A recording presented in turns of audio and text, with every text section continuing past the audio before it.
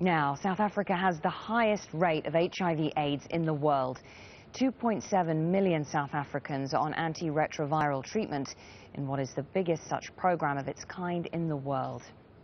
At least 6.3 million people in the country are living with HIV.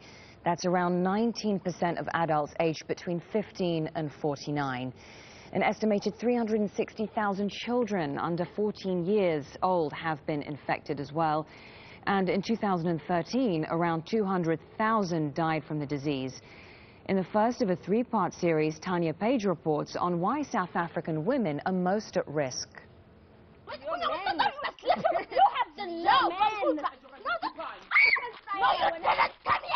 They're fighting over a guy. But they aren't the only ones whose sexual partner has been sleeping around.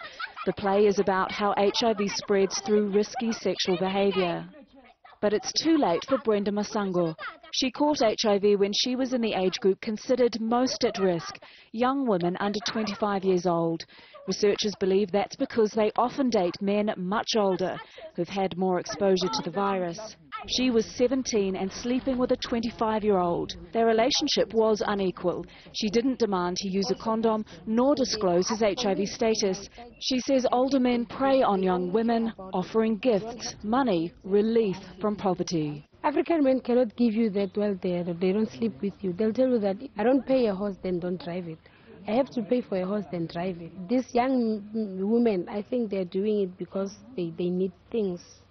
And in my community, I think we are so poor, so we rely on men.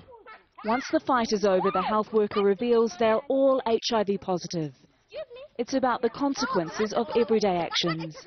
Masango believes that involving young people in making the HIV/AIDS awareness message entertaining is the most effective way of catching and holding their attention, that this is far better than a lecture in a school hall.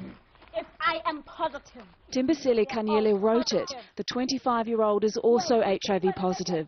She's counselled by Masango to help her cope with stigmatisation and wishes health workers were also better educated. They never gave me the counselling that I need so that I can be able to be strong enough to start the treatment. So for me it was difficult for me to go and take the treatment in the clinic as well, because I was like, people are gonna laugh at me. These are the people the safe sex message must get through to. But it's about far more than using condoms. As long as there's poverty and an imbalance of power in sexual relationships, young women will always be vulnerable. Tanya Page, Al Jazeera, Soshanguve, South Africa. Well, we're now joined by Dr. Sindisiwe van Zyl, who is a public health specialist in Johannesburg. Thank you for speaking to us. Why, after all these years, is there still such a strong stigma attached to women who raise the issue of safe sex? Well, the thing is, when you look at the gender norms in sub-Saharan Africa, you'll find that it's frowned upon for women to speak out about sex, to take charge of how they have sex and who they have sex with, and that is why there's still such a high stigma against women that do that. It's the way that we were socialized, and we've always been taught that you can't be outspoken about how sex is going to happen and when it's going to happen and things like that, and that is why we still have the stigma to this day. How can we saw in Tanya's report there a young girl who had been sleeping with an older man. What more can be done in terms of educating these girls, empowering them, making them feel strong enough to resist that kind of pressure? Well, in all honesty, the education should actually start in childhood. I think when we embark on programs such as life orientation skills, which is taught at high schools, we're already a bit late. So I think that it actually starts at home. Parents have abdicated their duties in terms of speaking about sex and speaking about relationships to their children, and they've left that to teachers. And teachers can't do everything. So we need to go back as a nation, go back to basics, and look at how we ourselves speak about sex. Yes, we have the highest rate of HIV in the world, but do we speak about sex? Because you can't speak about HIV without actually speaking about sex.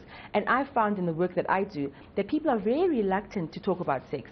So it starts at home. We need to be telling our young girls that, you know what, you don't have to have sex if you're in a relationship. You can actually wait, and you don't have to be with someone who does not want to wait. Given that South Africa has suffered from this persistently high rate of HIV/AIDS for so many years, why is there still now this reluctance to talk about sex? It's the way we were socialized. I don't want to say it's an African thing, because it might not be, but it's just the way we are as a people. We just can't speak about sex openly. I mean, I think I'm one of the few people that's really out there, and I speak on many shows, and I do a lot of interviews where I speak very frankly about sex. And the feedback is always very interesting. On the one hand, you have people who are shocked that I'll use the words penis and vagina on air, and there are people who embrace it, but they themselves wouldn't have the courage to go home and speak about sex as openly. So it's a matter of socialization, and I think as time goes on, as people more and more people like me come out there, I'm hoping it's going to get better. Well, it's really good to talk to you, and thank you for taking the time. I appreciate it, Dr. Sindisiwe van Zyl, public health specialist in Johannesburg. We'll now